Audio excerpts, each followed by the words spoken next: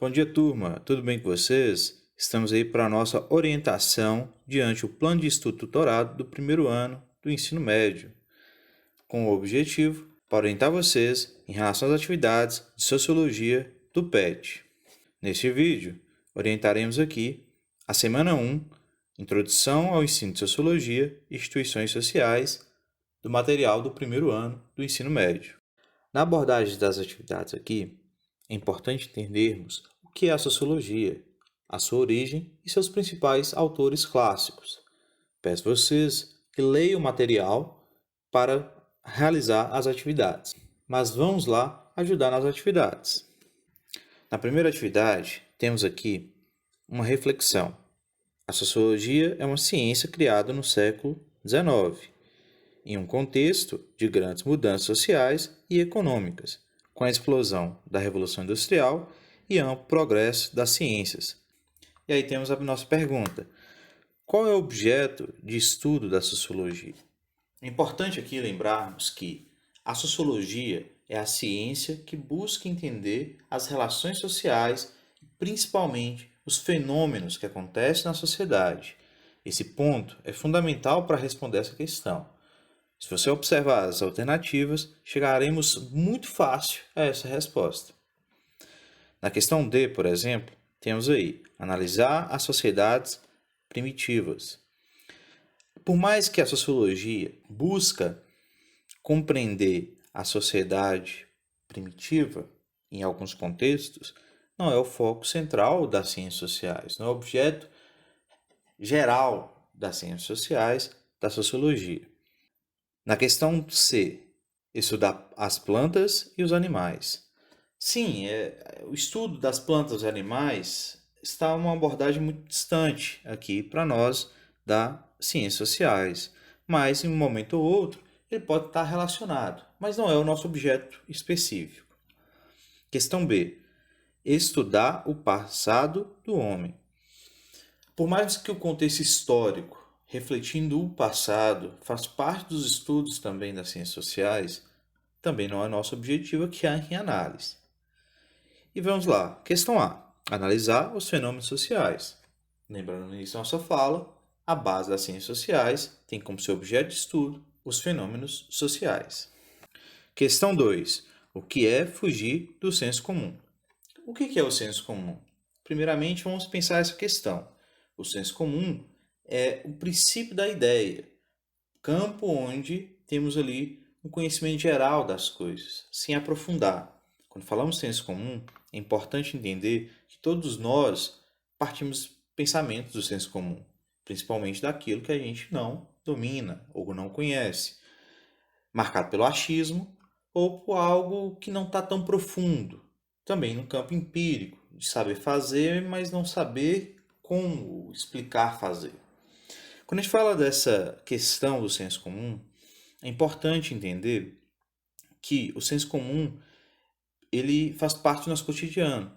Ao mesmo tempo, também temos que fazer crítica ao senso comum, porque muitas vezes, dentro do senso comum, existe atos de preconceito com o diferente, o oposto, o outro, que não faz parte do meu contexto. Assim, o senso comum ele tem uma leitura muito geral da sociedade e temos que observar enquanto ciência para questionar esse senso comum e aprofundar as ideias, aprofundar os estudos, não só no campo das ciências sociais, mas qualquer área que seja.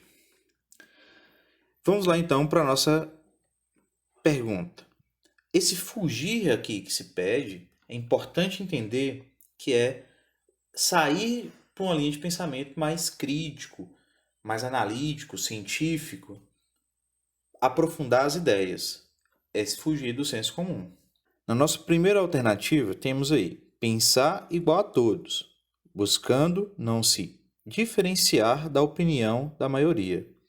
Na realidade, aqui é a base do senso comum, né? Muitas vezes a gente pode associar o senso comum com um velho ditado que diz Maria vai com as outras, que aí envolve esse sentido aí da proposta, dessa resposta, que não nos atinge aqui para fugir do senso comum. Questão D. pensar por conta própria sem levar em conta opiniões externas. Essa proposta é importante aqui analisarmos que pensar por conta própria no campo da ciência não faz parte do olhar crítico aprofundado daquilo. O embasamento teórico é fundamental. Então, quanto mais embasamento teórico, mais a gente também pode ter uma leitura crítica desses autores que já abordam aquela temática, por exemplo, para aprofundar uma análise crítica. Assim, é importante aqui analisarmos que esse pensar com conta própria, sem levar em conta opiniões externas, não faz parte dessa fuga do senso comum, porque podemos aí fortalecer, inclusive, os preconceitos já enraizados no nosso achismo. Questão C. Tentar criar explicações que justifiquem uma posição preconceituosa. Já tínhamos abordado sobre a questão do preconceito, e o senso comum ele fica muito preso, às vezes, a essas ideias preconceituosas, não só no sentido ético-racial, de gênero, em qualquer contexto que seja. Assim, não é fortalecer e justificar esses preconceitos que vão sair do senso comum. Descartamos aqui também. Questão B. Buscar formas mais elaboradas de pensar, tentando ver os diversos lados da questão analisada. Temos aí uma leitura mais crítica, analítica, científica, que a gente estava querendo chegar. Então, temos um ponto bom aí para a nossa resposta. Questão 3. Quais são os principais autores clássicos da sociologia? Essa questão, a gente faz uma leitura bem ampla, porque, na realidade, quando falamos desses principais autores clássicos, não quer dizer que eles foram de fato os primeiros, mas eles foram fundamentais para o embasamento da sociologia. Até antes dessas três figuras que eu vou citar aqui, então, nós tivemos pensadores do campo da filosofia, principalmente da filosofia social, que contribuíram para a origem da sociologia, das ciências sociais. Mas nós temos três pensadores que eles foram fundamentais para que essa ciência de fato fosse reconhecida como tal e tivesse um embasamento teórico, uma linha crítica e um método de pesquisa.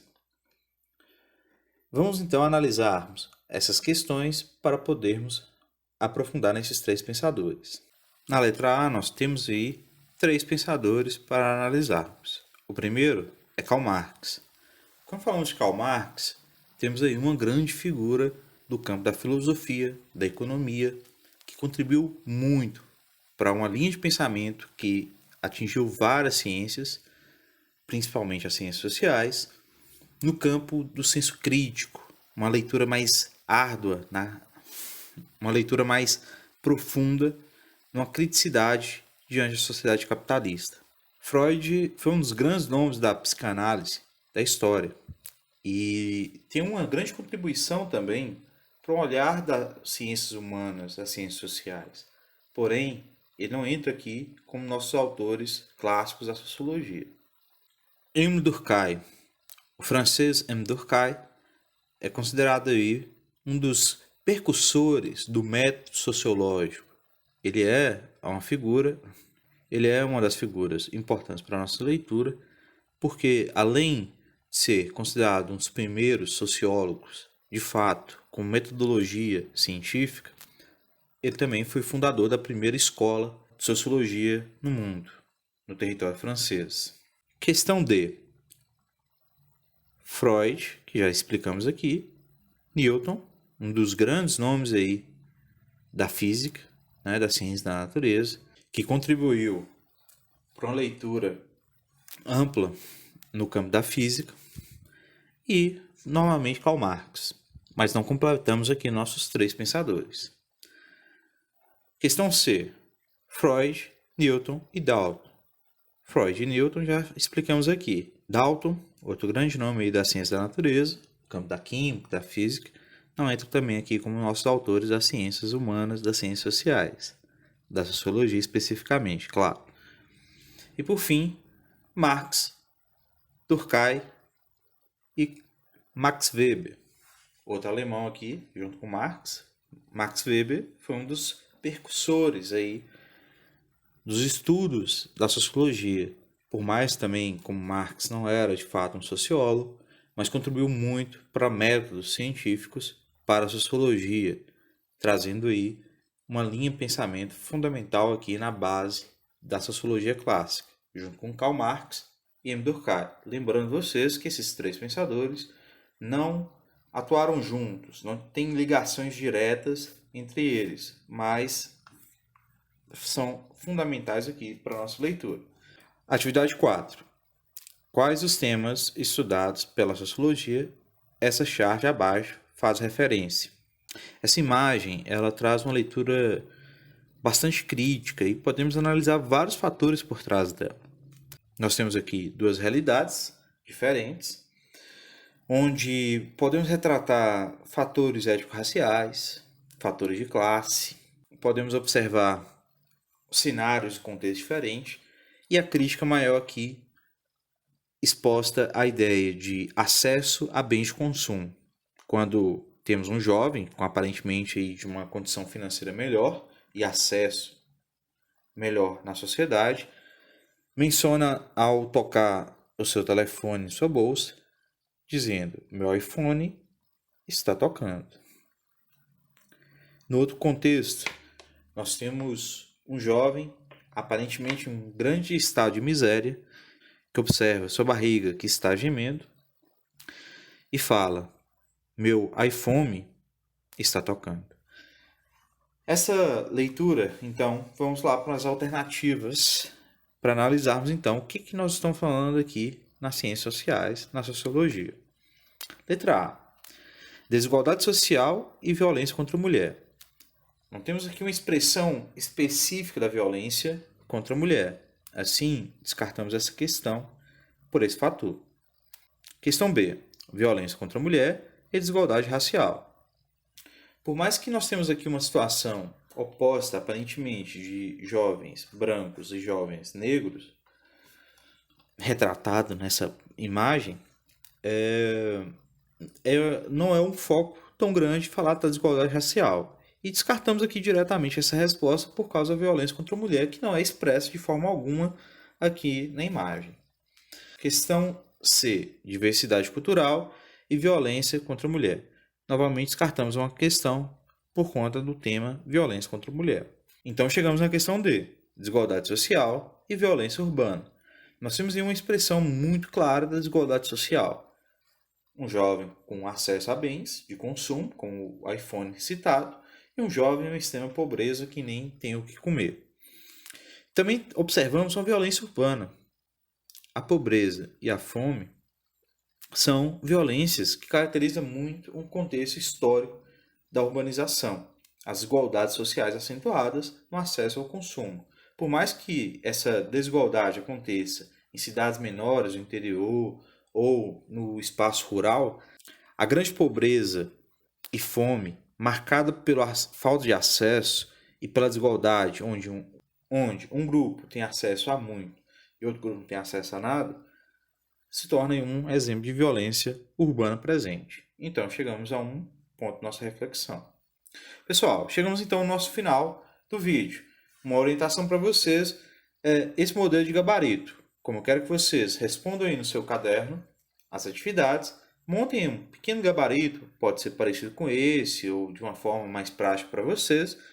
Respondam aí no seu caderno as atividades e depois quero que vocês me enviem. Abaixo desse vídeo temos um link que vai te levar para responder essas perguntas em um gabarito feito na internet. Respondem lá, por favor. Não esqueça de colocar o seu nome e colocar a sua turma. Valeu, muito obrigado. Até o próximo vídeo.